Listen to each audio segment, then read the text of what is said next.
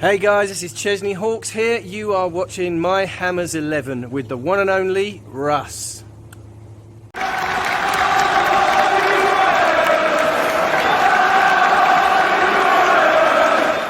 Hi everybody, Russ and My Hammers 11. Hope you are all safe and well. I really mean that. If you're new to the channel, please consider subscribing, hitting the bell icon so you're motivated when we put new content on. As always, I'd love to thank our channel sponsors, Untuck It.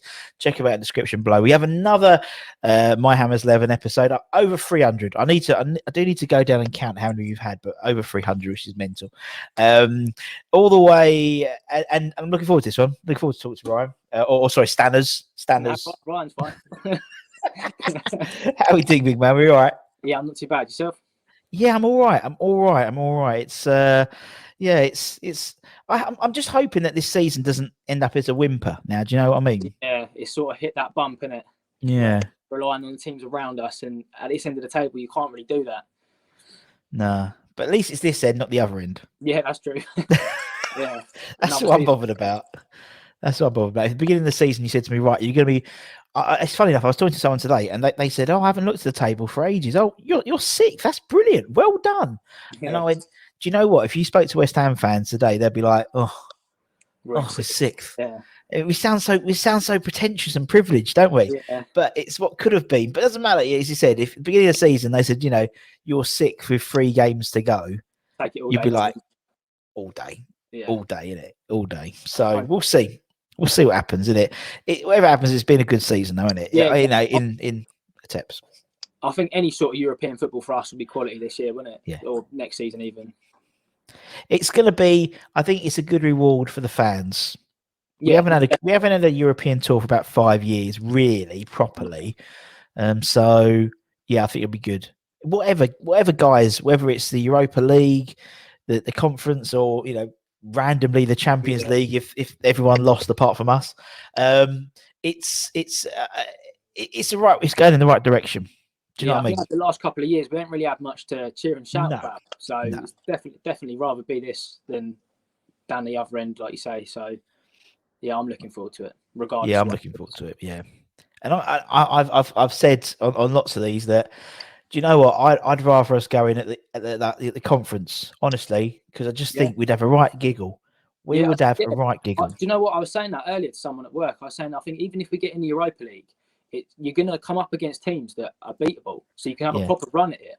Like you might struggle against your teams like Sevilla and stuff like that, who have been there before and they got the squad for it. But I think we go in the Champions League and you think we'll be playing like Barca and PSG and stuff. It's not going to be a great night, is it? But I mean, you enjoy it, but yeah, it's a spectacle. You're right. I tell you what, as a spectacle, it'd be amazing. It would be incredible to see, West Ham share a pitch, not in a friendly, but in a proper game with a Barcelona. But you're going to get ditted over. Ditted? What the fuck's that word? Dicked over. Yeah, I've just made something. Always happens, and right. But as you said, if like the Europa League or the conference, we'll get for a few rounds as well. So it will give you a chance for people to go to different places and maybe dish out the away tickets a bit more. So everyone gets a chance of going to Europe and obviously based on where we can go. So we'll see. But how have you been, man? Apart from that, I've been all right, to be honest. It is what it is, isn't it? I am missing going to the football though. Yeah, like, massively. Like you get to go, didn't you? So it's not too bad for you. But I bet it's weird without fans, isn't it? It is weird. I mean, we're recording it. I mean, I'm buzzing for the Southampton game. Yeah, buzzing because it's I've been fortunate enough to watch this fantastic season on my own, basically. Yeah, and it is weird. It is weird. It's like that I've got the biggest TV screen in the world. You know what I mean? Just literally there. There's on my own, I can go to the toilet when I want, go to the fridge, so it is weird. And I just think I think it's great. Hopefully the way it pans out, and hopefully, we get the fans in and everything's all right. And just to get that little bit of reaction from the players to the fans, that we've had a really good season. And to be fair, before all this happened, it wasn't the most exciting. It wasn't the nicest place to go to. Realistically, if we're being honest, it was a bit, it was a bit tetchy, wasn't it, at the times of the fan base and stuff. But now, I think everyone, as you said, you're gagging to go back. There's been tens of thousands to get in there. sort of thing. Exactly, yeah. It'd be tens of thousands of people who are gagging to go back, and not just for the football, but to see their mates again. And Yeah. you know, I mean, as I said, we've been doing this channel for just over a year now. I don't think I've met anyone on the channel I've interviewed face to face. You know, it's all been virtually, so it'd be great to meet them as well and chat to them. And you know, like I spoke to a bloke the other day. He went, "Oh, I saw you in the pub," and I said, "Why didn't you come and say hello?" "Oh, because I didn't know if I could." What do you mean? That's ridiculous. But yeah, but no, I know what you mean. It's just about getting back together and seeing that and going to your mates and going to the same pubs and starting that routine again, man. Isn't it? I think there's such like a negative thing around the London Stadium. Yeah. Going back now, people are going to be looking forward to it more than ever. So it's going to just be they're excited to get back in there and, like you say, see all their mates and stuff. So I think I think that first game back when it's at full capacity is going to be roaring. Like properly. Yeah, it's gonna be proper motion, it proper motion. Bubbles singing. I mean, when we played Man United, and there was 2,500. I got really emotional hearing them sing Bubbles because it's like it was just noise, and then 10,000 is going to make a racket. And I know what you mean. It pales in comparison what's happened in the last 18 months to moving stadium. You know, it's a different thing. You know, the world's turned on its head. But we're going to be fortunate enough, hopefully, to go back and watch football. So I think, as you said, I think people are going to be a lot more. What's the word? I can't think of the word, but you know, you can appreciate the community more. Yes, definitely, which is only a good thing. And don't forget, we'll have a team as well, which people are happy about as well. A team which we're proud of. So that makes a huge difference. Huge difference. Definitely. So right. So why is West Ham your club, man? What's your story? I didn't really have a choice. I was forced into West Ham from the off. I think there's photos of me in a cot in a West Ham kit. But I was saying this to my mates. Like, I think it's one of them things. You don't really get many casual West Ham fans. No. It is like a family thing. You're born into being a West Ham fan. Like when you've got teams like City and Chelsea with all the money in that, and you've got the choice, like you're probably not going to choose West Ham. But yeah, it's just a family thing. To be honest, all my cousins and that are all West Ham. Like my dad's West Ham, my granddad was West Ham. It's just one of them things. Passed it down. Yeah. Do you remember your first game? I do. Do you know what? I think it's Vinny on Twitter who retweets the goals sometimes. Yeah, he helps me out. Yeah. And he put the game that I first went to. It was West Ham Birmingham, and I think it was 2007 maybe. And Freddie Lundberg scored. We drew 1-1 with them. I think Lee Bowyer got sent off. But you literally had the gamut of West Ham players then. Freddie Lundberg, Lee Bowyer, you had them all the stars were there for you, mate. That's it. But even that was a great day. Like you don't forget your first trip to a football match, do you, at all? Like especially your club. Yeah, like, that's totally true. But, that's totally true, man. It's like there's no. I mean, as I said, we've done over 300 and some interviews, and I don't think anyone has said, "Yeah, I went to the first game," and then I just thought, "Yeah, it was all right." Yeah, it was all right. So, you know, I mean, as you said, and you know, you not having a choice as well. And you're right. There's not many fair weather West Ham fans, really. As you said, Man U, Chelsea, Liverpool, Tottenham. He isn't. You know, they dip in and out. But I think when you're West Ham, and you're all in. You are all way of life, isn't it? It is, and I think it is. It's not just a way that it's a way of life, but also a certain characteristic of being a West Ham fan. So obviously, the slight blip we've had in the last 4 weeks, say for example, since Dex got injured, basically, we were all predicting that in August. You know what I mean?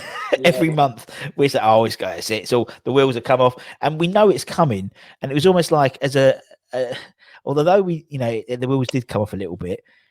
Although we were like upset, I had a lot of texts from people going, "Oh, thank God we're back." Oh, wasn't used to all that winning and clean sheets. As good old West Ham, that Newcastle game.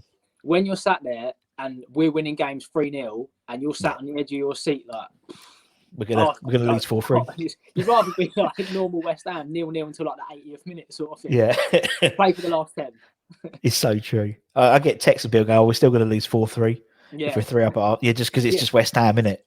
It's so West Ham. But but to be fair, credit to the boys this year. They've been flat out, haven't they? Like you can't really knock the performances. There might have been 1 or 2, but to be where we are, I think that shows massively the improvement we've had this year. Yeah, definitely. And players we've got in. And it shows a change in characteristic because traditionally, you know, we would always play well against the big boys, really, and not play well against the Burnleys. But it seems this year it's flipped, really. So we've played well against the teams below us and better than not so good with the teams above us. And actually, there's less teams above us than there are below us. So actually, that makes sense. Yeah. Yeah. Which makes sense. And if the greedy six got chucked out, we'd have won the league. So, you know what I mean? Yeah, that's it. I'm taking it as a moral victory this season. Yeah. You know, the season where we won the league, albeit without the greedy six, but no, That's it's good. And as you said, it's, you know, it is about, you know, the credit to the boys. They, you know, you haven't really, I think that's what's different towards, I mean, who's your ham of the year this year? But do you know what? I really like Sifal. Yeah, me too. I think because that's sort of been a position where we've struggled over the last few years. You think we've had players like Arbor Lower and stuff come in and try and do a job. And it's like, to have him in there it's been immense, really, isn't it? And he's not only just made the position his own, I think he's actually added something to the squad, like that sort of like that drive of actually wanting to win games, and he just plays for the badge, and I love it. Yeah, you're totally right, man. And I think also, and it's quite funny, I've interviewed a few people and they've said, oh, who's your ham of the year? And that they've struggled to pick one because there's been 4 or 5. Yeah, and that's that's the pit. Exactly, but that's a great thing for us as fans, where it's not always. Last year, it was always going to be Declan Rice. Yeah. Maybe Igbona, but there was like 1 or 2. Year for that, it was always going to be Fabianski. Year for that, it was always going to be Dimitri. You know, it was always like, or that was on Auschwitz. The previous, it was always going to be Dimitri Payet. There's always one staple, isn't there? Yeah. This one, it could be, as you said, 4 or 5. You know, easily, and based on, and if it wasn't for injuries, you could have added maybe number 2 or 3 into there as well. You know, I'm with you. I'm all Sufal. I've been Sufal for the last couple of months. Yeah. And it was. It was like I said Sufal was my ham of the year, but I thought he wasn't going to win it because. Oh, sorry, man, I cut out there. I was getting a phone call. That's right, don't worry, man. That'd be silly. So no, I always thought Sufal was going to be. I always picked Sufal as my ham of the year, but I thought, do you know what? He's not going to win it because he's always so consistent. It's a weird sort of weird thing. I know. It was like Rice the first season when he was in contention for it. Exactly, because he was always playing a 7 or 8 out of 10. Yeah, it goes unrecognised. You forget about it, which seems ridiculous, but it's true, isn't it? But not to be Souček, but actually Souček, the last couple of games with Rice being out, hasn't been as commanding as he usually is, and so I think it's put Sufal's chances a bit higher. So I think it's going to be exciting. I mean, I want the 2 Czech boys to be 1 on 2. I think that's what I want. Yeah, I think it'd be brilliant, man. It'd be brilliant. I think before his injury as well, Ogbonna was definitely up there. Good shout, yeah. I think he's been quality the last 2 seasons. He was unlucky to miss out last year to Rice, but obviously Rice deserved it. So yeah, definitely. I think you're right, man. And I think Ogbonna, and he was like, she said once he got in, that's the trouble with the injuries. And I mean, Cresswell, I think potentially, he could be thrown in there because when he hasn't played, the same when Deck hasn't played, you've noticed him. You notice Cresswell equally as much in terms of his crossing. So. Who would have said that 18 months ago? Do you know what I mean? It's like calling for him to go. I think I was one of them, to be fair. But he's sort of. I think the players around him definitely help. It's the same with any team, isn't it? You can perform when you've got quality.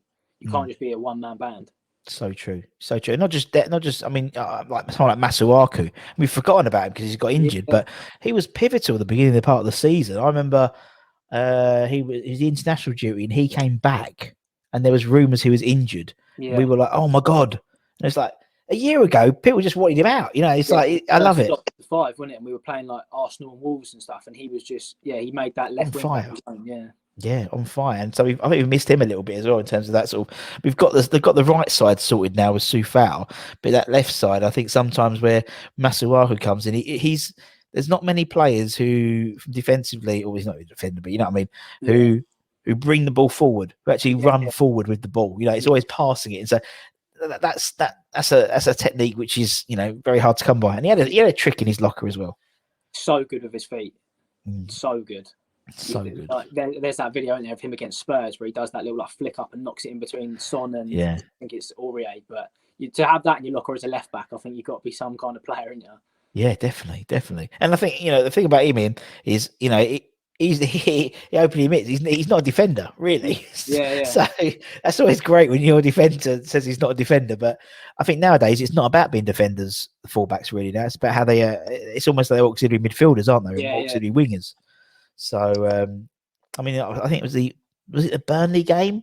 I was listening at Soufal. We had like, I don't know, 20 crosses. Half of them were by him. Yeah, He's a right back. He was just mental. So that's it. It's mental, isn't it, when you look at it. Like if you watch City, the way they play, I think Pep's got his fullbacks that literally they pull into like centre mid sometimes just to create space. But they're like phantom fullbacks. It's a whole new position these days.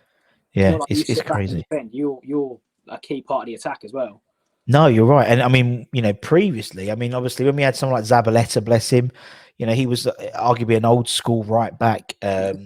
There was a period where we had people like PSC and Nigel Winterburn, like old school fullbacks. You can't be like that anymore. You have to be mobile. Yeah. You have to be as quick as the wingers. I mean, you look at Liverpool, Alexander, you've got obviously Robinson, you've got obviously the Man City boys and James Reece James for Chelsea. These guys aren't they're not defenders. They are attackers. They are rapid. And that's the way you have to play with these. And as you said, and I think Soufal sort of developed into that. I wouldn't say he's naturally a wing back, but he's giving it a good fucking go. Do you know what I mean? And that's what I love about it, them boys. It's give it a go.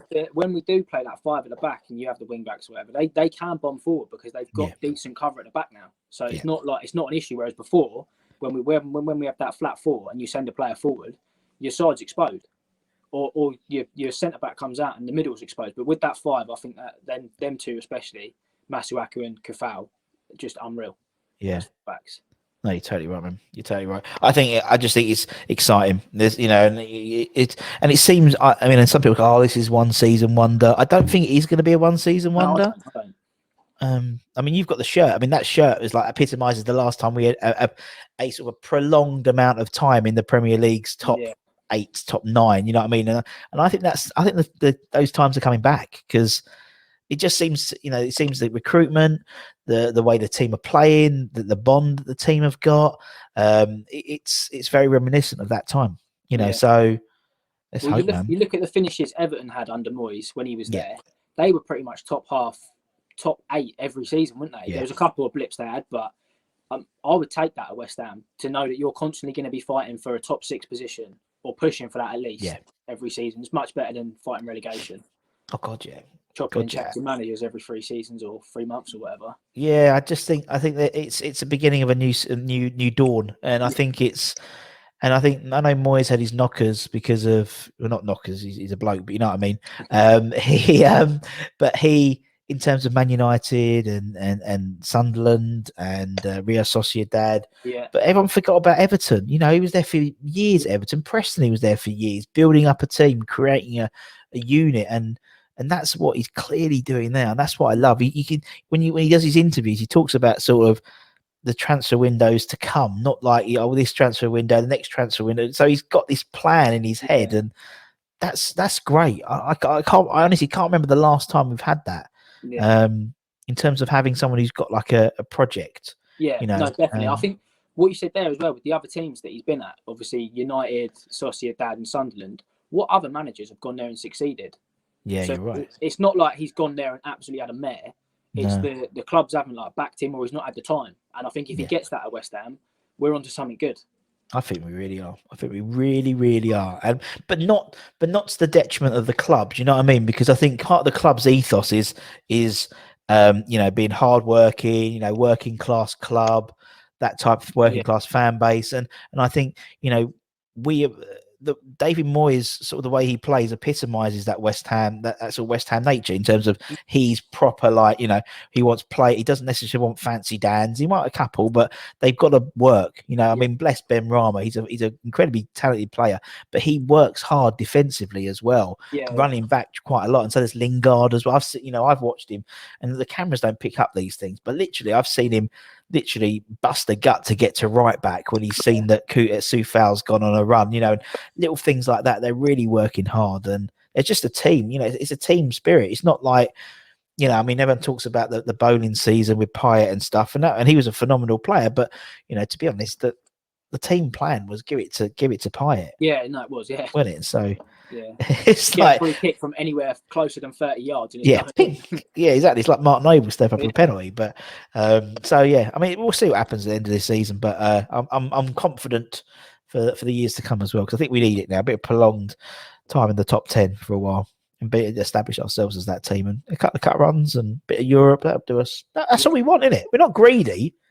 Yeah, just want to see us do well. Yeah, we just want to see us do well, not panic about going down. Couple of cut runs, some good players coming through, some of the academy coming through. We know we're never going to win the Premier League, but I wouldn't want us to win the Premier League. Yeah, I thought because you'd end up being like like Man City or a Chelsea. It's like, well, there's nothing about them, is there? There's nothing about them. So. To be honest, I'd love to be up there this season to see what the atmosphere was like with us winning games constantly, with the form we've been on. I think that would have been unreal. Like, we can, if we like you say, we can replicate that every other season now. Then we're onto a winner. I totally agree, man. Right, let's do your Hammers 11, man. Right, so everyone on the channel, apart from a couple of people, put their 11 together. So the idea is you can pick whoever you want. Yep. Based on what criteria, it doesn't have to be the best, it could be the worst, doesn't matter. Any criteria, but the only rule is you have to be alive to have seen them play. That's it. Otherwise, we'd have all put Bobby Moore in, Trevor Brooke in, it'd been the same 11 pretty much. Yeah. And we were never lucky enough to see Bobby Moore play. Obviously, we saw, I don't know, Jonathan Spector. Jonathan Spector. That one game he turned up. Against Man United, where he was like, prime Iniesta. That one game, bless him. So that's it. So we'll talk about formations as we go through, but it doesn't matter. So who's in goal for the Stannerz 11? That's the question. I think Fab. I think it's got to be. Yeah. I would give like an honourable mention to Rob Green. Nice. But it's Fab for me, definitely. Yeah, I think that season he won Hammer of the Year, it was different gravy. Like, he kept us in some games. I remember being sat on the edge of my seat watching, I think it was Fulham on a Tuesday night or something. It was like the first minute of the game, and Ryan Babel's gone caning it through. He's box. And Fab's just gone, yeah, I'll have that. Like, just little things like that. Was that when he dyed his hair red? Red, yeah, that's it. So funny. I don't remember the game, but I remember the fact he dyed his hair. What does that say about me? But yeah. I remember my girlfriend, like, it was one of her first games, and she looked at me and she went, your goalkeeper's quite good, isn't he? Yeah, he's not bad. And then every time she's been, he's had a worldie. He saved the penalty against Cardiff, the lot. Yeah. So, he makes it for me. Yeah, I totally agree. I totally agree with honourable mentions for Rob Green, because he was an exceptional goalkeeper. Yeah. An absolutely exceptional goalkeeper. And was there for a long time. That's my only sort of slight, what's the word? Not disappointment. Yeah, disappointment really about Fabianski. We didn't get him a couple of years earlier. Do you know what I mean? For his sake. For his sake more than any, because I think if he was here for 5-6 years, sort of, there's the same sort of time as Robert Green, maybe even longer, 7 or 8, he'd be in the same sort of discussion as Ludo and stuff like that. Do you know what I mean? Because he's that good. Yeah, no, definitely. I think, if we'd have sort of got him before we'd gone Swansea or something like that. That's what I mean, straight from Arsenal. That's what we want, man. He could have made himself like a bit of a cult hero. Definitely. Right, okay, so who's your next player? I'll probably go Ferdinand. You've got to stick him in there, haven't you? Big Rio. You've got to have Rio in there. So, like, I think that's kind of on, like, what he went on to do though as well. Yeah, no, I get that. You can't omit him from the best team for West Ham after what he did. Like, and at the time he was the record signing for a defender when we sold him to Leeds. He was, yeah. And then he was again, wasn't he? When I think he went to United, United, so yeah. No, I know what you mean. Yeah, I know exactly what you mean. I think he's he's an incredible player. I remember him making his debut, and I think, because we sort of knew about this guy who was going to be like the Bobby Moore, the next Bobby Moore, and he was like one of the first academy boys when he was the first of that generation. Yeah, he really was. And I remember because he came on, I think he came for Alvin Martin. I think it was Alvin Martin's last game as well, and so it was like a passing of the torch. Yeah. And it was, here we go, this boy's going to be mustard. I think he says it in his autobiography as well. The first thing he did was literally whack it into Rose Z, and it was like, okay. Here's the ball playing defender that we all wanted, but he's a top boy, Rio, isn't he? Top boy. And so is his brother. I love Anton as well. I love Anton. He's a top boy as well. That was like a prime. I think that was when I really first started getting into football, was with like Anton and Gabidon and that team. Yeah, but that was a great team. It was a great team. We've interviewed a lot of them, and they're all. I mean, everyone we've interviewed is top guys, but they were particularly, they just got it. And Anton just got it. And I think part of the reason is because for Anton, he was with. You got to think how long Rio was at the club for.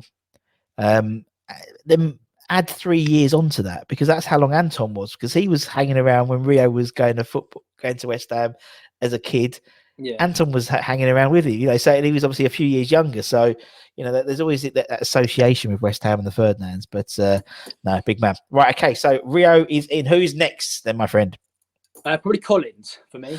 Ginger. I love everything he stands for. And yeah, I think there was a game I watched when I think he was still with us, but he was injured, and he sat in the crowd last game of the season, and he just embodies West Ham, didn't he? I love him. He does. Yeah, I love him. Yeah, I know what you mean. He's just hard as nails. Old school defender. I'm not comparing them, but there's a little bit of Craig Dawson. No, there's a little bit of James Collins in Craig Dawson in terms of the way he plays. Do you know what I mean? Yeah, 100%.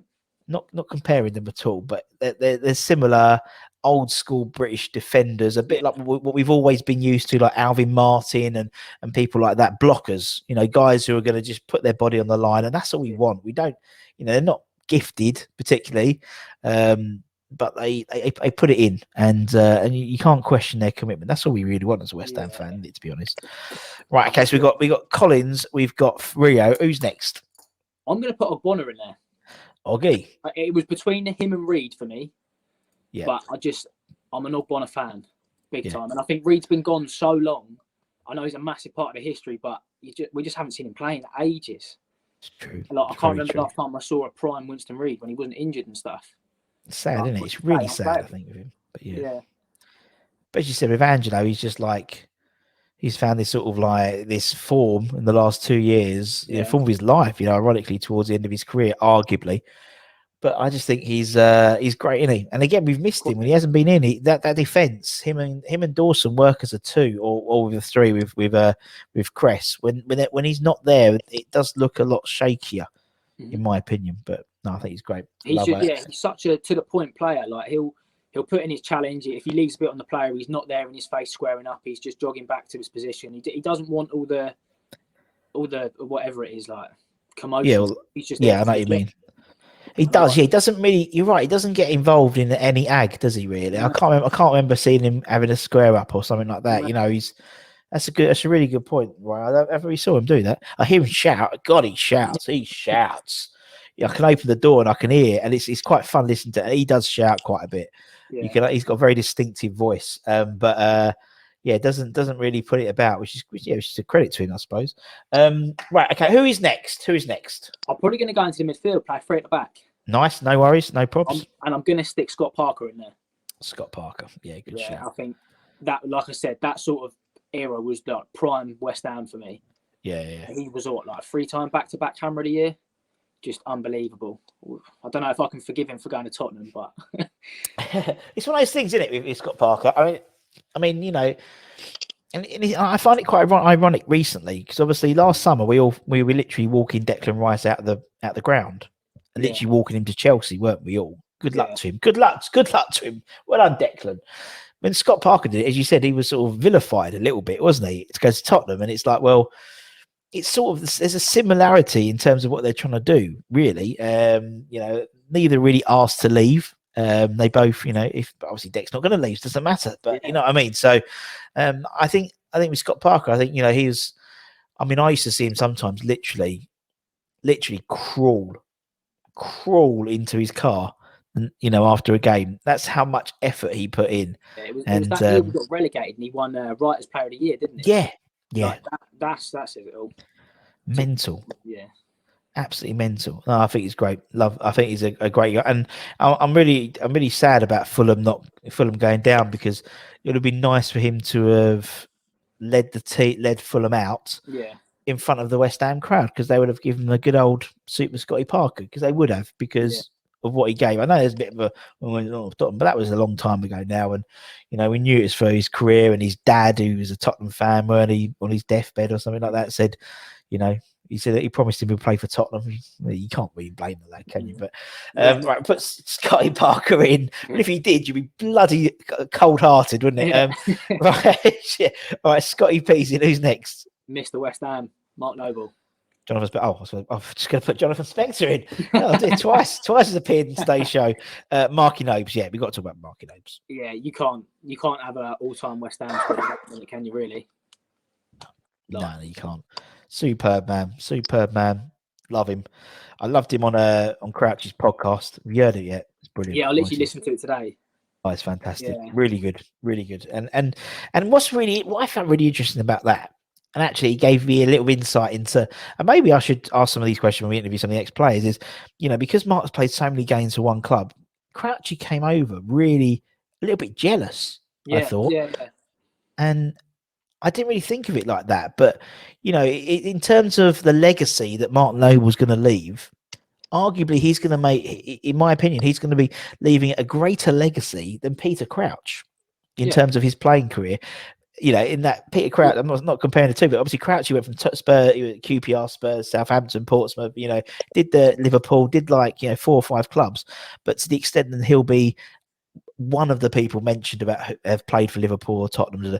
Mark Noble, like club legend status. Yeah, exactly. And I totally get that. He may have won the this and that, and Mark Noble's won bugger all. Yeah. But it's a really interesting concept to think about that. And it opened my eyes a little bit to it. And I can see that now, he's how respected he is. Something funny, right? He's not, if you put to get him on the show was quite a coup. I thought was really interesting because, in the eyes of, people outside of West Ham, it's Mark Noble. Mm-hmm. Do you know what I mean? He's not very glamorous, not very showbiz person to have on the pod. But obviously it showed the respect that Peter Crouch had for him, that he wanted him to be on, and it just shows you. You don't get that in the modern game, do you? No. When you think of players like that, Gerrard springs to mind. Yeah. And then you forget about him going to LA Galaxy and that, but he made how many appearances for Liverpool, so he's club legend, and he won stuff as well, which I think helps. But Noble even come out and said, didn't he? He was like, I've not won nothing at West Ham. We've won a couple of playoff finals, but I wouldn't change it at all. No. And you get that, and it's true. It's not in bullshitting. That's the thing. He calls it, he calls it down the line, and he's very outspoken. So there's no bullshit when he's talking about those types of things, and it is something special. When he said, it's the club I sneaked in under the barriers when I was 10 years old. It's the club when I made my debut. I walked home, and it's gonna be really weird next season after he's gone. He's not dying, but I'm glad he has signed that year extension so he can be seen off properly. I don't know how much of a role he'll play next year, but if we do get I think quite a lot. Yeah, I think quite a lot. I think it's going to be quite pivotal. I think particularly in Europe, it may well suit him. The game? It's a slower paced game than the Premier League. So, typically, so that I think it may suit him quite a lot. I know obviously there'll be cups and stuff. I think he'll get a few games, but it's the most Mark Noble thing to do, to say I'm going to leave next season, so you've got time to prepare yourselves, boys. Because people like yourselves, people like you. Mark Noble's been in West Ham since you've been supporting them properly. Really, so to speak. It's going to be weird. But and he's played with a lot of people. 200 and something. That's what we're doing in the Noble era. It's like 17 seasons, loads of different players, and it's incredible how many he's played with. But right, okay, so we'll move on. Parker, we got Noble. Who's next? I'm probably going to stick Rice in there as well. I can't see past him. Yeah, he's one of the best players I've seen in a West Ham shirt live. I totally agree. A lot of my mates wouldn't watch Rice week in, week out because they're not West Ham fans. But then I'll be telling them how good he is, and they're like, "Yeah, but he's Declan Rice. He's West Ham academy. How good can he be? He's not in the England squad. Then he got called up in the England squad. Yeah, and then they started to watch him a bit more, and now the majority of them all want him to go and play for their club. I've got United fans and Chelsea fans oh yeah, we want Rice this year. We're going to get Rice, and it's like, yeah, okay, yeah, whatever. Yeah. But I think you're right. I think he's like, to me, I think I can't think of anyone realistically who's his position, who's better than him. That's what I mean. When you think of like clubs like ourselves, having a good player, it's normally like Crystal Palace with a Zaha or something, someone that stands step over and stuff like that. We have Payet and that, but when you actually watch what he brings to the game, it's ridiculous. The amount of times he breaks up play, or it's just distribution and stuff is just. And the fact now he wears the armband and he's 21, 22, and he's leading the team. Mental, Like it's nuts. Yeah. Mental. How many games he's played for the club? Over 140 games, and I've said that, he could be, one of the all-time appearance makers. I hope That's so. the right expression. I do hope so. I really hope so. And I think it's nice that like Noble's had the sort of mentoring with him. Yes. And he's going to hand him the armband. It's going to be a nice way for him to go out knowing it's in good hands.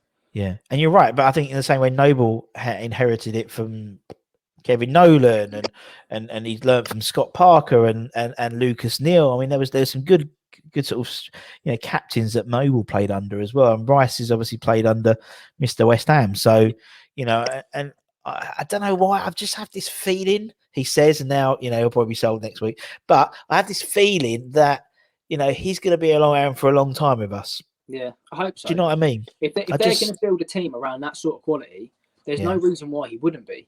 No. Like I know there's teams like Villa who have got Grealish and stuff. He is like a big standout player in quite a small pond. I agree.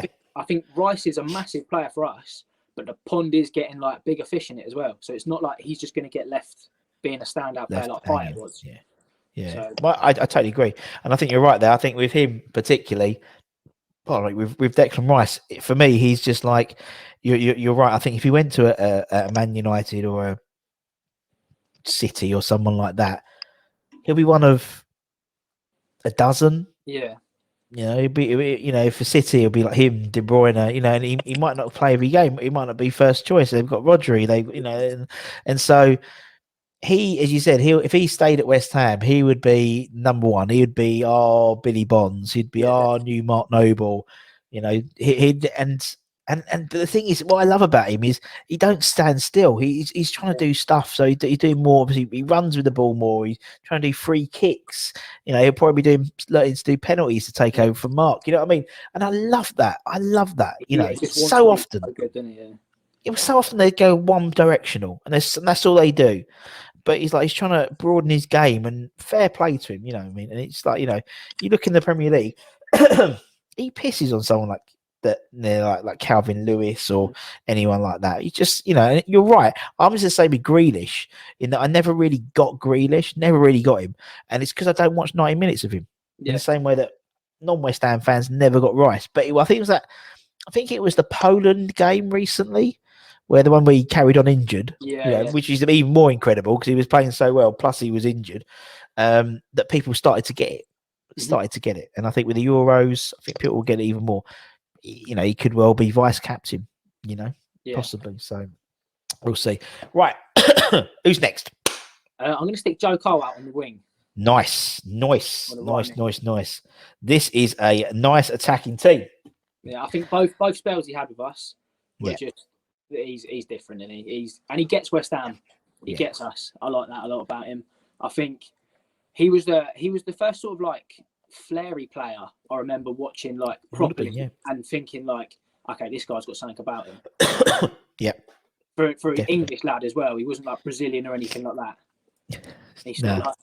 He was just Joe Cole. Do you know what I mean? Yeah, I know exactly what you mean. And you're right. He was definitely. I mean, as you said, when you start getting into football, he would have been the poster boy at West Ham, weren't he? Really? So, brilliant. And I love the way he talks on BT and stuff like that. Yeah, and punditry second to none for me. Oh, he's brilliant, isn't he? He's so, because he's going to have a good football brain, but. It doesn't surprise me, but he has a good football brain. It's really weird. It's like, you should be surprised, but I just find him really, really interesting and really, really insightful. And he's a good boy as well. It's a good laugh. And I love players who are just a good laugh. Don't take themselves too seriously. And yeah, we'll see. Yeah. We'll see. He'll just maybe in the summer. Just make sure you subscribe to My Hammers 11. Anyway. Yeah, get him on. That's all we're saying. Right, okay, so we'll put Joe in. Who's next? I've got to put Payet in there, really, haven't I? I can't not put him in there. Not with this team. I think I think it's there's a definite flair team. It's flair needed on this on one wing. We've got Joe on one wing and put Payet on the other wing. Yeah, I mean, he was the boy, wasn't he? He was the best player I've ever seen in my life. Unbelievable. I don't remember seeing a player like that at West Ham, or having that sort of hype around a player at West Ham. Considering we got him for he wasn't like a £50 million signing. Would he pick up 12 from Marseille? Something like 10, 12 million, something like that. Yeah. And he wasn't expected to come and light the Prem up the way he did. And I think he got a Ballon d'Or nomination. A lot. If you're getting a Ballon d'Or nomination playing for West Ham, you're a player and a half. Some of the goals and stuff the moments he gave us, like United away, limbs, stuff so like true. That. Yeah, you can't omit him from this team just purely on that. And I wish he stayed longer and actually got to play with the team we've got now and stuff like that. Because I think he'd have been quality. Personal issues, and I don't know whether it was lack of ambition or like poor recruitment at the time, but he didn't really have a team built around him fit for him. I get you. Do you know what I mean? So I think if he were pinging it like Arnautovic at the time would have been a good signing, because he would have been pinging balls into someone who can finish. But I think we had, was it Caleri come in as like the striker at the time? Jonathan Caleri, God bless him. Yeah. He was a post away from being a good player. Yeah. He hit the post. I think it was against Man United or something. He hit the post. If that went in, he would have just rocketed. But I know what you mean. I think you're right. I think to be honest, it's mainly a personal thing. Yeah, I think it was. I mean, he went back. He didn't go to like a Real Madrid or anything. He went back to the club he'd come back from 18 months before. And obviously, despite the fact that he basically did the same thing to them and did to us, they welcomed him back with open arms. They know what a good player he was, and played. You know, we doubled our money on him really. But I know what you mean. And having someone who, and I've said it before, you know, usually at West Ham, I see West Ham, and I've said it before, as a bookend club. So we get players who are like at the beginning of their career, Rio Ferdinand, or we get players like Fabianski who are at the end of their career, realistically, or Teddy Sheringham or Nigel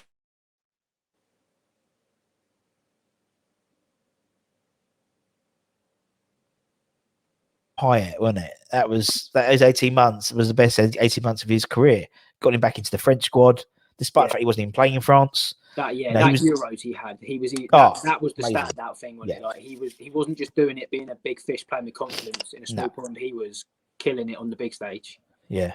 And we were all French fans. We were English fans first, and as soon as England got knocked out, we was like, you know, all about the French. But he's a quality player. So skillful. Yeah. Right. Okay, we'll put him in. Who's next? Two more. I think it's top two, isn't it? I'll put Tevez in there. Carlitos, where is he? There he is. It's got to be. Yeah, I think he was the big signing at the time for us, wasn't it? Like, I think was it 2005 or 6 he joined? Oh no, 7. It was after probably 6, 7. Yeah, 6, 7. Yeah. And the stuff he'd done for us, and I think it was his first proper like English club, wasn't it? So he had like a real appreciation of playing in England. Yeah. He just loved being there, and he was a baller. I think when you think of Carlos Tevez, you think of like Juve, City, like all them sort of big clubs and all the like honours and that. But you forget he played for West Ham, and he was absolutely killing it for us at the time. Yeah. Obviously, the great escape, we owe him for that against United. True, very true. And I reckon that year is probably the last season where we went to the final game with something on the plate, you know, because usually it's like, oh, we'll end, if we win, we go 12th. You know, but that was like literally the last game. It's very similar to what's going to happen this season, I think, in terms of what European competition we're in. Going right to the wire, and that was And to be fair, to be perfectly honest, obviously Carlitos, maybe until there's a hint. There's like, the way I see it, it's slight parallels to Ben Rama at the moment. You know, Carlos would try so hard to score, so hard. He was all over the bloody pitch to the detriment of his performance. Mm-hmm. You know, I think it was only when Curbs came in and said, look, you just stay up front and we'll just give you the ball. Then you can run like a madman. And even then, he would hit the post. The goalkeeper would have he'd miss an open goal. Or, you know, I remember, I think it was just before he scored that goal against Tottenham, he was hitting the post, and it was so frustrating. And that first goal went in, and that was it. Then he went. And I think that's how much it meant to him as well. Exactly. Off jumping the crowd, he wasn't messing around, was he? Yeah. But apparently, when I was interviewing, I think it might have been Anton or someone, he said that was when Carlos realised, you know, although Carlos understood, you know, he understood what it was to be a West Ham fan that game, because it was against Spurs, And then he got it. He got on board. He was on board whole hog then. Mm-hmm. You know, until then it was just not another club, but he didn't get that connection. But that goal against Spurs, as he jumping in the crowd, just the smile on his face, the Joker smile on his face. That's what got him going. And then he skyrocketed, and then he kept us up practically single-handedly in terms of his goals. But top boy. If you look at the way he chats about teams he's been at as well, like he doesn't really talk about City and that, like great, all United and that, but he's got a respect for West Ham, and I've got a lot of time for that. I mean, he said like a few months ago that it's the only club who would come back to Europe for. Yeah, with West Ham. Are you sure? Yeah. Are you sure? Man City are really good now. You know, okay, man. No, Juventus aren't too bad either. No. You play for Ronaldo? No. It's all right. You want to come back? You want to come back to play with Mikel Antonio? Yeah, makes sense. That makes sense. Carlitos. Right. Okay. So we got Carl. Who's the last player? I think you know the answer to this one, didn't you? Simeone Zaza. No, I was going to say Jonathan Clary again. Yeah, Di Canio for me. Yeah. He's the reason I think I love West Ham. Like that Wimbledon goal was probably my first proper memory of West Ham scoring. Like it just nuts. Yeah, I love that. And my Sunday league team get pretty annoyed at me because if the ball's in the air in the box, I'm trying it. Having a go. He's having a go. Out of 1,000, I'll take it. But, yeah. Love it. It is though. He was the boy, weren't he? He was that boy, and I mean, you've got a few ballers in your team, I must admit. But you know what I mean? He was the original in the modern era, I'd say. And was just, but Payet. I think Payet technically was better, but I think Di Canio is my favourite player of all time because he had that sort of that skill. But he just had this entertainment, and and for me, when I want to go football, I'm not necessarily, and people say it's not, he's not necessarily about the result, but you want to be entertained, you want to have a laugh, you want to, and I think that's why I think some people are always anti Big Sam. Big Sam got us top 10, he got us promoted to a few top 10 positions and stuff like that, but you didn't come away feeling entertained. But Di Canio you would do, and you'd pay your season ticket just to see him play. And obviously he epitomised that era where you got the shirt on, but that sort of Redknapp era where it was about entertainment. We had some real funny fuckers in our team. We had a real bunch of rogues. We had Razor and Ian Wright and John Moncur, and I just look back at the era with real nostalgia. I love that era. That was my favourite era of supporting West Ham. Just because it was so fun. It was so fun. Yeah. Probably the last time I reckon that football was fun. I think genuinely, the first season I actually started watching West Ham, I probably didn't understand football, was of course, got relegated. Yeah. And that was just on the TV with my old man. And I remember we lost 2-0 to Charlton in the first game I ever watched. And I was just addicted to it from then onwards. Yeah. And then when you start actually watching a couple, I think we got beat quite a bit of a run there. But then we beat Chelsea 3-2 at Bridge, and he scored 2, and I was like, this is the guy. Yeah, it was just exciting. Just get off your seat. A bit like Payet, a bit like Joe, a bit like Carlos. When they're on it, they get off your seat, and that's all we want to do. I mean, to be honest, no one sits in their seats anyway, so it doesn't make a difference. But literally speaking, but yeah, and Di Canio was just the boy, and he said, still, and same as Carlitos, still massive West Ham fans, and still get the club, and the club got him, and those situations, that particularly those two, they're not from East London. Yeah, they didn't have any ties to the club, so they just love it for what it is. But it just works. It doesn't happen very often, but when it does, it's just magic, and those two are just magical, and fantastic. Right, let me bring it up where it is. I've had to put Mark at number 10, but he's played at number 10 before, so it doesn't matter. Made no difference. There we go. Just because I was just doing it as you were chatting. My PowerPoint skills are getting a lot better nowadays. But I'll tell you what, mate. That would be an entertaining team. Let's be honest. Maybe not the sort of the aerial threat that we used to in the current team, but we'd have a good old day. We'd play on the floor, wouldn't we? Be playing on the floor. Got an FA Cup or two in him. Definitely got to run. As I said in some teams, you would be first on match of the day. Yeah. Not necessarily always a good reason, but it's always good, man. It's always good. Right, man, it's been great. We've had a great chat. Thank you so much for your time, man. Cheers for having me on, mate. absolute pleasure, man. Absolutely. Are you still doing the old MMA? I am, yeah. Well, hopefully when everything, I think it's next week, we can go back and start doing contact and that. So yeah, we'll be good. properly. Good. Yeah, That's get a bit. That's it. Yeah. Teach you a few things. No, I don't think so at all. At all. Anyway, thank you so much, and obviously thanks to everyone for watching as well. For myself and for Ryan, take care, everyone. Stay safe. Wash those hands. Get those jabs when you get your appointments. Ryan's far too young to be getting his jab just yet, but he'll have it in a couple of months. Come on, you irons, and I'll see you again very, very soon. Take care, everyone. Much love. Bye bye. Cheers. Cheers, mate. Bye.